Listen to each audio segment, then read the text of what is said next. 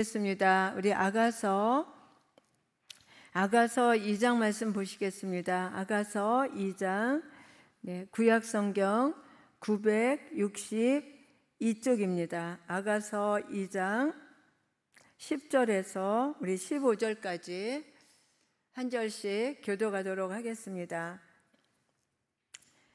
아가서 2장 962쪽입니다. 제가 먼저 읽겠습니다.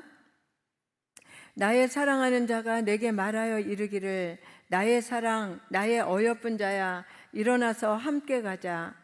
겨울도 지나고 비도 그쳤고 지면에는 꽃이 피고 새가 노래할 때가 이르렀는데 비둘기의 소리가 우리 땅에 들리는구나. 푸른 열매가 익었고 포도나무는 꽃을 피워 향기를 토하는구나. 나의 사랑 나의 어여쁜 자야 일어나서 함께 가자. 바위 틈 낭떠러지 은밀한 곳에 있는 나의 비둘기야 내가 네 얼굴을 보게 하라. 네 소리를 듣게 하라. 네 소리는 부드럽고 네 얼굴은 아름답구나. 우리를 위하여 여우 곧 포도원을 허는 작은 여우를 잡으라. 우리의 포도원에 꽃이 피었음이라. 아멘. 우리 할렐루야. 우리 이 시간 옆 사람에게 한번 인사하겠습니다. 사랑하고 축복합니다.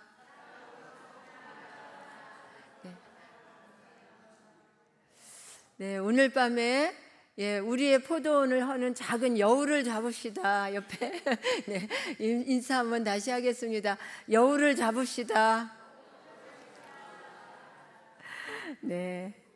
저도 여러분을 사랑하고 축복합니다. 할렐루야.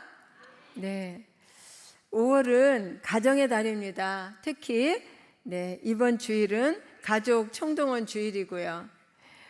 인생의 가정이 얼마나 소중하면 가정의 달을 제정해서 지키라고 하겠습니까? 여러분들은 인생의 행복이 어디에 있다고 생각하십니까? 산 너머 저쪽이란 시가 있습니다. 여러분들도 다 아시겠지만 우리 한번 같이 읊어보겠습니다. 시작. 산 너머 저쪽 하늘 멀리 행복이 있다고 사람들은 말하길래 그를 찾아 남 따라갔다가 눈물만 머금고 돌아왔어요. 산 너머 저쪽 하늘 멀리 행복이 있다고 사람들은 말하건만. 산 너머 저쪽에 행복을 찾으러 갔다가 눈물을 흘리고 돌아오게 되었죠.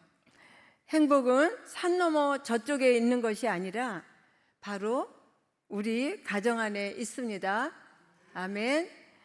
산 너머 저쪽 하늘 멀리 아무리 행복을 찾아가도 거기에는 행복이 없습니다. 있는 것 같지만 없습니다. 아무리 세상에서 출세하고 화려해 보여도 가정에 행복이 없다면 불쌍한 인생이죠. 이것은 제 말이 아니라 성경적 원리입니다. 하나님은 우리 인생에게 복을 주시되 특별히 가정을 통해서 주십니다. 그러면 가정의 행복은 과연 무엇에 있습니까? 소유에 있습니까? 아니면 돈이 많으면 행복합니까? 건강하면 행복합니까? 물론 돈도 건강도 다 행복의 요소 중에 하나입니다. 어떤 사람이 늦은 밤에 택시 타고 가면서 기사와 나눈 이야기를 신문 칼럼에 썼는데 소개해 드립니다. 앞차들이 신호 위반하고 불법 주차하고 위험하게 운전하고 짜증이 날 텐데 다 양보하고 웃어 넘기면서 운전하는 모습을 보고 기사님 어디 이렇게 해서 돈 버시겠습니까? 그러자 기사님은 돈이 인생의 전부인가요? 하면서 자신의 이야기를 하더랍니다. 그는 얼마 전까지만 해도 잘 나가던 건설회사 상무였습니다. 강남에 40평대 아파트에 살았고 아들도 공부를 잘해서 늘 학교 전교 1등을 했고 그런데 어느 날 아들이 희귀병에 걸려서 시력이 극도로 악화됐고 설상가상으로 건설 경기가 나빠지면서 구조조정으로 자신도 퇴직을 하게 되었답니다. 병원비로 아파트까지 다 날아가고 그러고 나니까 정말 죽고 싶었습니다. 그래서 내가 죽고 나면 보험금을 타서 아내와 아들이 잘 살겠거니 생각하면서 마지막으로 아들이 입원해 있는 병원에 가서 붕대로 눈을 칭칭 감고 있는 아들을 어루만지는데 아들이 이렇게 말하더랍니다. 아빠 손 참 크다. 그리고 따뜻해요. 아빠가 내 손 잡아준 게 얼마만인 줄 아세요? 그 말에 아빠는 할 말을 잊어버렸습니다. 지금까지 나 뭐 하고 살았나 싶더랍니다. 아들의 말 한마디에 용기를 내어서 죽으려고 했던 그 아빠가 이튿날부터 택시를 몰았다고 합니다. 그래서 택시 기사가 되었다고 합니다. 여전히 아들의 시력은 더 이상 좋아지지 않아서 두꺼운 안경을 쓰고 근근히 보면서 지내고 있고 성적은 예전보다 더 떨어졌지만 그래도 온 식구가 행복하다고 합니다. 이런 경험을 하면서 인생 별게 아니다 싶어서 좀 끼어들어 와도 좀 주차 위반을 해도 좀 그래도 아웅다웅하지 않는다는 겁니다.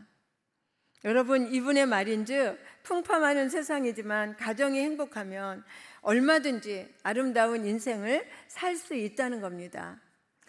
가정의 행복은 소유에 있는 게 아니라고 성경은 말합니다. 우리 잠언 15장 16절 17절 우리 함께 읽겠습니다. 시작. 가산이 적어도 여호와를 경외하는 것이 크게 부하고 번뇌하는 것보다 나으니라.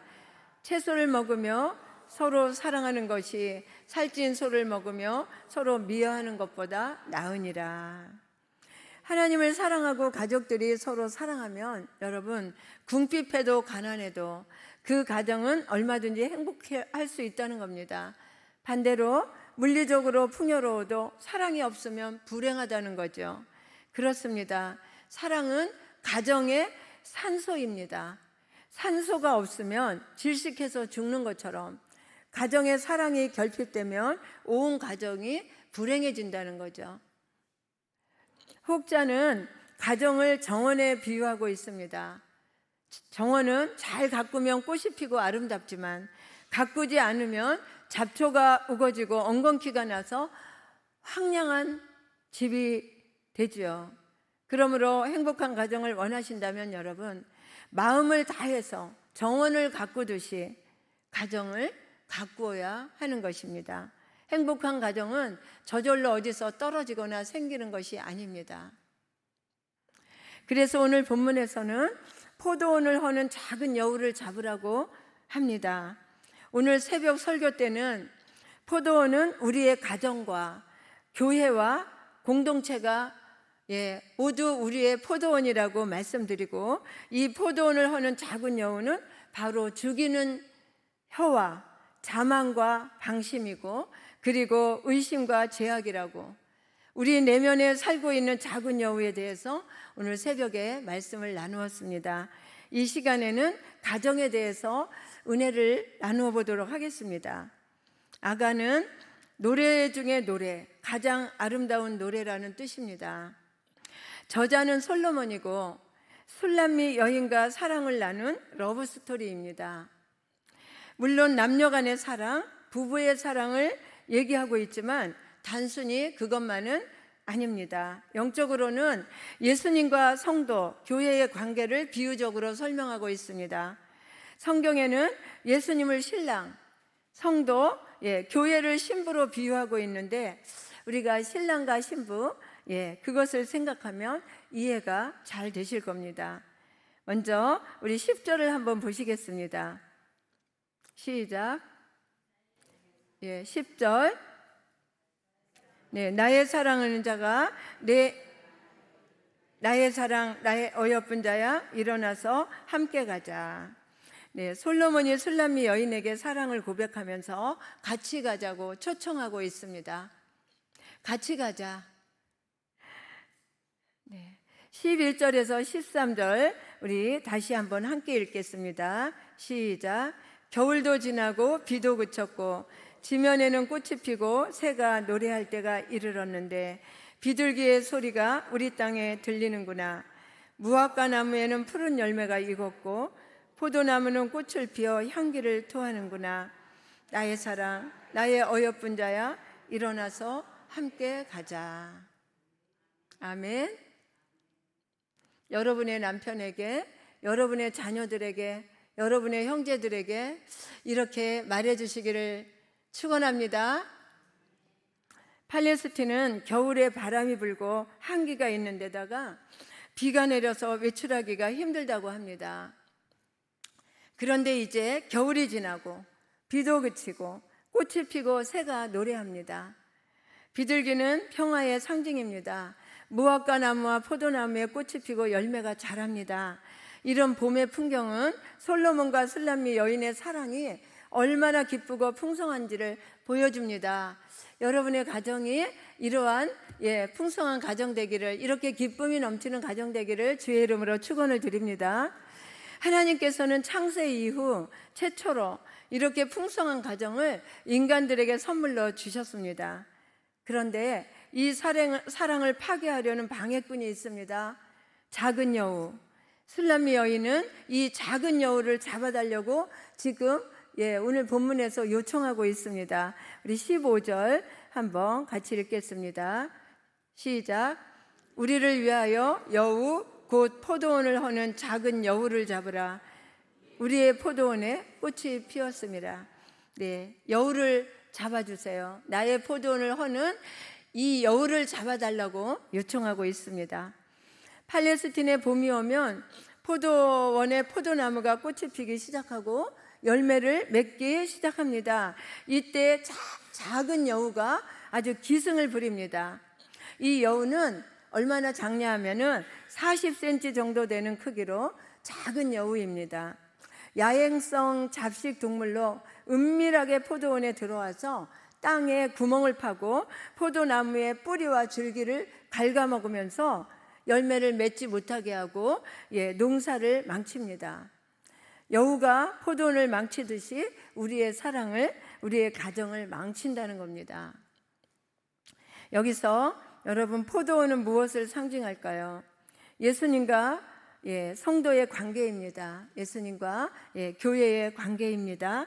그리고 가정에서는 가족 관계를 가리킵니다. 기본적으로 부부 관계이고 더 나아가 부모 자식, 형제 자매의 관계까지 다 포함하고 있습니다. 오늘은 가정으로 국한시켜서 한번 생각해 보도록 하겠습니다.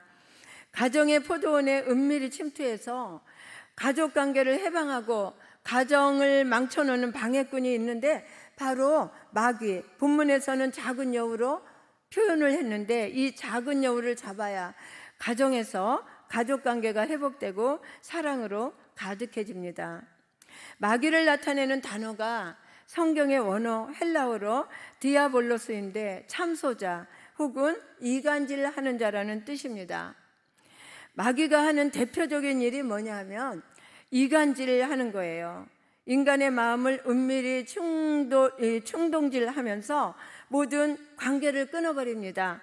하나님과의 관계도 끊어버리고 인간관계를 하나하나 끊어놓습니다. 공동체 안에서도 그냥 여기서 요 말하고 저기 가서 저 말하고, 그리고 막 이렇게 하는 사람들, 내 안에 마귀가 있지 않나, 내 안에 이 포도원을 허는 작은 여우가 있지 않나, 우리는 돌아보고 생각해 봐야 될 줄로 믿습니다.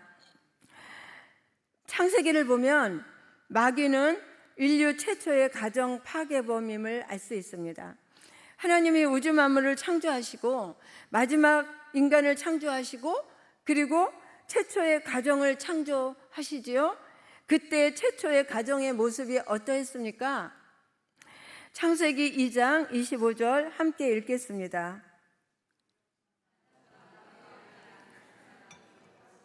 부끄러워하지 아니하니라.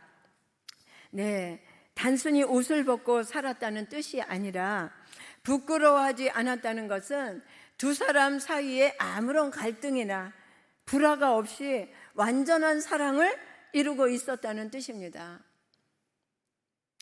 그런데 창세기 3장에 보면 영적인 존재인 마귀가 여자에게 접근해서 유혹을 하는데 뭐라고 유혹합니까? 하나님이 선악과를 따먹지 말라고 했는데 그게 이유가 있다는 거예요. 따먹지 말라고 한 이유가 있다는 거예요. 그 이유는 뭐냐? 인간이 하나님같이 그렇게 높아질까 봐, 하나님같이 될까 봐 경계하는 것이라고 여자에게 거짓말을 합니다. 안타깝게도 이 거짓말에 속아서 하나님을 배반하고 범죄함으로 사랑의 관계가 깨어져 버립니다. 선악과는 하나님과 인간이 창조주와 피조물인 기본 관계를 유지하는 약속으로 선악과만 따먹지 말라고 하신 겁니다. 다른 것은 너의 임의로 다 먹되 선악과만 따먹지 말라고 하신 겁니다. 선악과는 바로 창조주 하나님과 피조물인 인간의 관계를 상징하는 증처였죠. 즉 나는 창조주고 너희는 피조물이다 라는 경계, 빨간 신호등입니다. 여러분, 빨간 신호등 켜질 때 건너가면 어떻게 됩니까? 사고 납니다. 죽습니다. 하나님과의 관계가 끊어진 인간의 마음속에 수치와 두려움이 밀려 들어옵니다. 뿐만 아니라 인간관계가 끊어져 갈등과 불화가 생깁니다. 이는 내 뼈 중에 뼈요 살 중에 살이라고 전무후무한 사랑을 고백했던 아담이 하나님이 만들어준 저 여자 때문이라고 여자 탓을 하며 핑계를 대며 서로가 서로에게 죄를 전가시킵니다. 창세기 16장에 보면 범죄한 인간에게 하나님의 징계의 말씀이 나오고 있습니다. 우리 3장 16절 한번 함께 읽겠습니다. 또 여자에게 이르시되 내가 네게 임신하는 고통을 크게 더하리니 네가 수고하고 자식을 낳을 것이며 너는 남편을 원하고 남편은 너를 다스릴 것이니라 하시고, 이 말씀은 해산의 고통 외에도 부부관계가 원만치 못하고 갈등을 일으킴으로 가정 불화가 생길 것을 경고하신 겁니다. 이런 갈등은 그들 부부에게 뿐만이 아니라 자식들에게도 나타나죠. 창세기 4장을 보면 인류 최초의 살인사건이 가정에서 일어납니다. 아담과 하와 사이에 태어난 아들 가인이 동생 아벨을 미워하다 돌로 쳐 죽입니다. 우리 4장 8절 한번 읽겠습니다. 시작. 가인이 그의 아우 아벨에게 말하고 그들이 들에 있을 때 가인이 그의 아우 아벨을 쳐 죽이니라. 얼마나 큰 비극입니까? 부부관계의 갈등, 형제들끼리 갈등을 일으키다 급기야 가정에서 살인사건까지 난 겁니다. 여러분, 오늘날도 이런 현상을 동일하게 나타나고 있습니다. 사랑할 수밖에 없고 사랑해야만 하는 가족관계가 파괴되고 가정이 불화 속에서 신음하고 있습니다. 너 없으면 못 산다고 했던 부부가 너 때문에 못 산다고 다툽니다. 그 부부 안에, 그 부부 사이에 여우가 있기 때문입니다. 우리의 배후에서 마귀가 하는 짓이 바로 이렇게 파괴하는 겁니다. 태초부터 종말까지 이런 짓을 마귀는 계속할 것입니다. 앞으로 종말이 다가올수록 마귀가 극성을 부리면서 인간관계를 파괴함으로 세상을 어지럽힐 겁니다. 교회 안에서도, 공동체 안에서도, 기관 안에서도 마귀는 이렇게, 여우는 이렇게 계속 관계를 파괴하면서 어지럽힙니다. 특히 가정을 불행하게 만들어갈 것입니다. 여러분, 우리는 속지 말아야 합니다. 내 안에 그런 마음이 생길 때, 이거 여우구나. 우리의 이 아름다운 가정, 아름다운 우리 교회, 아름다운 이 교회 공동체, 이것을 파괴하려는 여우가 지금 살그머니 내 안에 들어왔구나. 우리는 눈치채고 속지 말아야 될 줄로 믿습니다. 그러면 우리가 가정의 행복을 위해서 어떻게 해야 할까요? 여러 가지 다른 방법들도 있겠지만 그런 것들은 다 미봉책에 불과합니다. 영적으로 해결하는 게 근본 대책입니다. 영적으로 깨어 마귀의 은밀한 공격을 이겨내야 합니다. 그래서 에베소서 4장 27절에는 마귀에게 틈을 주지 말라고 말씀하고 있습니다. 여기서 틈이란 단어는 영어 성경에 보니까 발판이란 말로 번역되어 있습니다. 무슨 뜻인가요? 마귀가 활동할 찬스를 주지 말라는 겁니다. 조금만 정신을 놓고 방심하면 어느새 나도 모르는 사이에 우리 마음속에 들어와서 미워하게 하고 범죄하도록 우리를 유혹하고 그러한 상황을 만들어 간다는 것이죠. 우리 베드로전서 5장 8절 함께 읽겠습니다. 시작. 근신하라 깨어라. 너희 대적 마귀가 우는 사자같이 두루 다니며 삼킬 자를 찾나니. 네, 그렇습니다. 마귀의 공격을 막고 승리하기 위해서는 오직 하나, 우리가 영적으로 깨어 있으라는 겁니다. 사소한 문제 같지만, 아무것도 아닌 것 같지만 내가 방심하는 사이 나도 모르게 작은 죄악 가운데 끌려가게 되고 그 작은 죄악은 어느새 눈덩이처럼 불어나서 결국은 나의 삶 전체를 망치게 된다는 거예요. 결국은 나의 가정, 나의 공동체를 망치게 한다는 겁니다. 신앙도 가정도 마찬가지입니다. 그래서 갈라디아서 5장 9절에는 이렇게 말씀하고 있습니다. 작은 누룩이 온 덩이에 퍼지느니라. 그러면 여러분, 어떻게 가정의 포도원을 허무는 작은 여우를 잡을 수 있을까요? 우리가 말로는 사랑을 많이 언급하지만, 말로는 사랑을 많이 말하지만 실제로는 사랑의 방법을 잘 모를 때가 많습니다. 그래서 실천하지 못할 때가 너무나 많습니다. 그러나 사실은 아주 작은 것에만 신경을 써도 우리는 사랑을 실천할 수가 있습니다. 우리의 포도원을 허는 그 작은 여우를 잡는 방법을 몇 가지 나누려고 합니다. 그 첫째가 무관심에서 관심과 배려로 포도원을 허는 여우를 잡을 수 있습니다. 무관심했던 내가 사랑하는 가족 그리고 내 공동체 안에서 항상 내가 무관심했던 그러한 태도에서 관심과 배려로 바꾸면 포도원을 허는 여우를 잡을 수가 있습니다. 그래서 무관심에서 배려하는 모습으로 우리는 변화되어야 합니다. 사랑의 반대는 미움이 아니라 무관심이라는 말이 있습니다. 가까운 가족들끼리 믿거라 해서 편해서 그런지 무관심할 때가 너무나 많습니다. 그래서 가족들 사이에 무심하다가 오히려 엉뚱한 데에서 간섭하면서 상처를 주는 경우가 많습니다. 여러분, 입술에 30초가 가슴에 30년이라는 말도 있잖아요.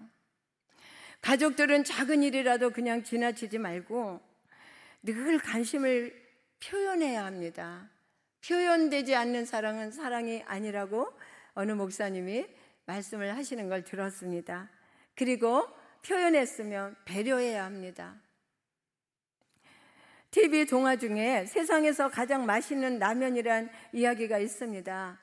한 남자가 아내와 사별하고 어린 아들을 혼자 기르고 있었는데 직장에 가도 늘 신경이 쓰여서 자주자주 전화를 합니다. 그러다 어느 날 출장을 가게 됐습니다.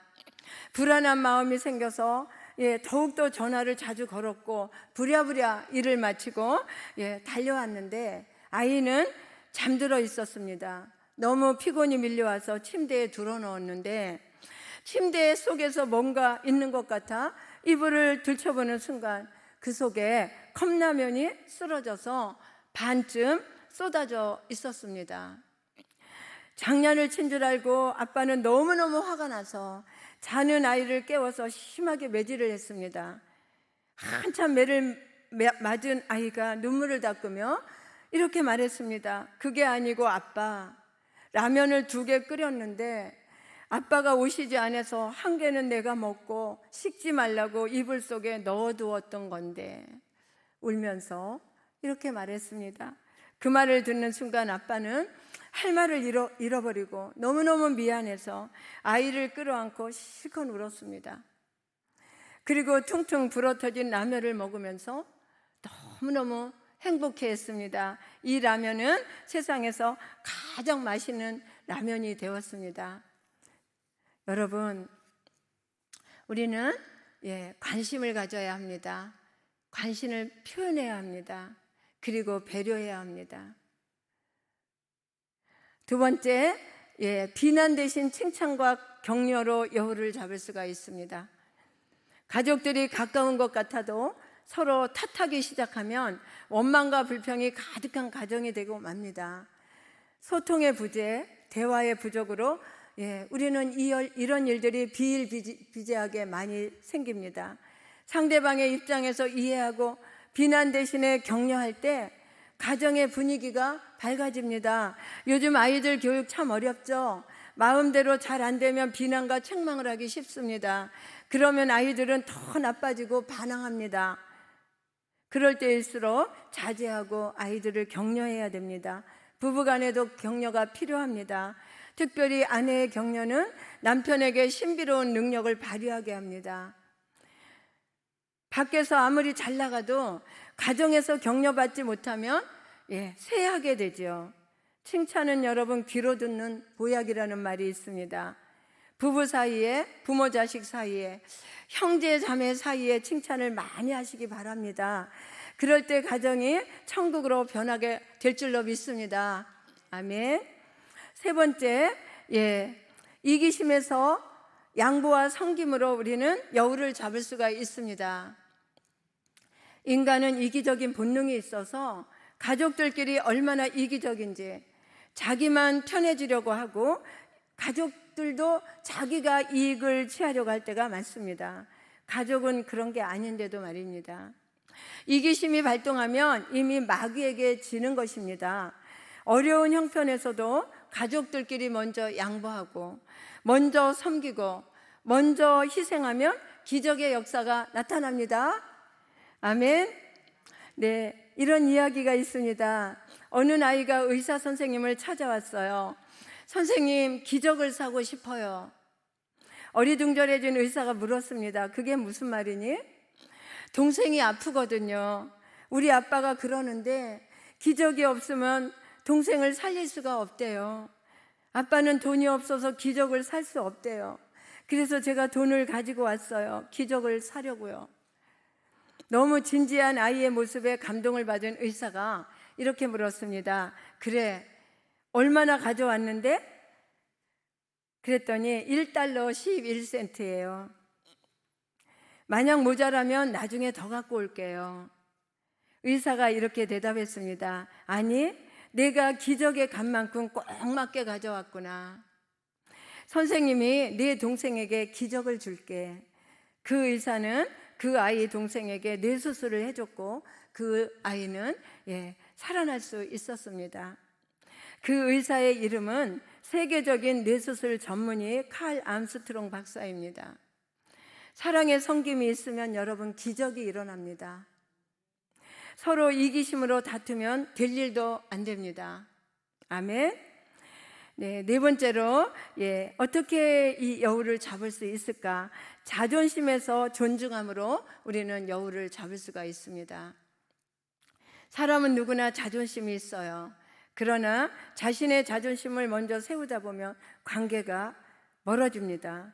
그러므로 상대방의 자존심을 우리는 먼저 세워줘야 합니다. 그러려면 상대방을 존중하는 마음을 갖고 있어야 됩니다. 특히 가까운 가족들끼리 더욱더 우리는 조심하면서 존중해야 합니다. 가족이니까 편해서 존중하지 않습니다. 무시해 버릴 때가 너무나 많습니다. 그러나 우리가 가장 실천해야 될 덕목이 뭐냐? 가정 안에서 존중하는 것입니다. 그럴 때 가정을 허무는 작은 여우를 잡고 우리는 화목한 가정이 될 수 있는 것입니다. 너무너무 행복하다고 말하는 결혼 50주년 된 노부부에게 기자가 행복의 비결을 물었습니다. 그랬더니 그가 이렇게 말했습니다. 세 가지 말만 자주자주 하루에 몇 번씩 했다고 대답했습니다. 그 말이 무엇입니까? 네, 고맙습니다. 부탁합니다. 미안합니다. 무슨 말입니까? 서로 무시하지 않고 서로 존중하면서 서로 섬기면 사랑이 풍성해지고 행복해진다는 겁니다. 자녀들도 부모지만 내 소유가 아니라 자녀들도 인격을 존중해 줄 때 자녀들의 자존감이 높아지고 자녀들은 당당한 인격체로 성장하게 됩니다. 그런데 여러분, 이런 방법들이 정말 어떻게 하면 실천 가능할까요? 이런 방법들이 가능해지려면 어떻게 하면 될까요? 인간적인 노력으로 되는 게 아닙니다. 우리는 마음을 작심해도 금세 실패하고 맙니다. 영적인 싸움입니다. 영적인 싸움은 성령 충만할 때 이길 수 있습니다. 아멘? 성령 충만하지 않으면 우리는 금세 실패하고 맙니다. 에베소서 5장 18절 우리 함께 읽겠습니다. 시작. 술 취하지 말라. 이는 방탕한 것이니 오직 성령의 충만함을 받으라. 주님께서는 이렇게 말씀하신 후에 곧바로 이어서 뭐라고 말씀하시냐면 26절부터 6장 4절까지 행복한 가정의 법도에 대해서 쭉 말씀하고 계십니다. 우리 5장 22절, 25절 함께 읽겠습니다. 시작. 아내들이여 자기 남편에게 복종하기를 주께 하듯 하라. 사랑하기를 그리스도께서 교회를 사랑하시고 그 교회를 위하여 자신을 주신 같이 하라. 예수님께서 술 취하지 마라. 이는 방탕한 것이니 오직 성령의 충만을 받으라. 그리고 이어서 그렇게 말씀하십니다. 너희가 아내들아 남편을 사랑하고 피차 서로 복종하라. 남편들아 아내 사랑하기를 교회가 주께서 그리스도께서 교회를 사랑한 같이 하라. 가정에 대한 덕목을 계속 말씀하고 계십니다. 무슨 말입니까? 우리는 이길 수가 없다는 거예요. 오직 우리가 성령의 충만을 받아야만 이길 수 있고 성령의 충만함 가운데 있어야만 우리의 가족 관계에서 화목하게 되고 가정이 사랑으로 넘치게 된다는 말씀입니다. 그러면 가정 천국이 이루어지는 겁니다. 그렇습니다, 여러분. 성령 충만은 모든 인간관계, 특히 가족 관계에 없어서는 안 될 윤활유 같은 것입니다. 사랑하는 여러분, 아무쪼록 우리의 가정엔 포도원을 허는 작은 여우를 여러분 조심하십시오. 이 여우는 굴을 파고 들어옵니다. 보이게 들어오지 않아요. 굴을 파고 땅속에 굴을 파고 들어와서 뿌리부터 갉아먹습니다. 그리고 줄기를 갉아먹습니다. 여러분, 이 여러분의 포도원을 허는 작은 여우를 조심하십시오. 성령 충만해서 늘 깨어 기도하시며 관심과 배려로 칭찬과 격려로 양보와 섬김으로 자존감과 존중함으로 가정을 허는 작은 여우를 잡아서 물리치시고 가정 천국을 이루어 이 땅에서 하나님 나라를 살아가는 행복한 저와 여러분 되시기를 주님의 이름으로 축원을 드립니다. 아멘. 이제 우리 기도할 텐데요. 우리 찬송을 부르고 말씀을 붙잡고 기도할 때 주님, 우리 안에 내 안에 작은 여우가 있습니다. 주님의 보혈로 이 여우를 제거하여 주십시오.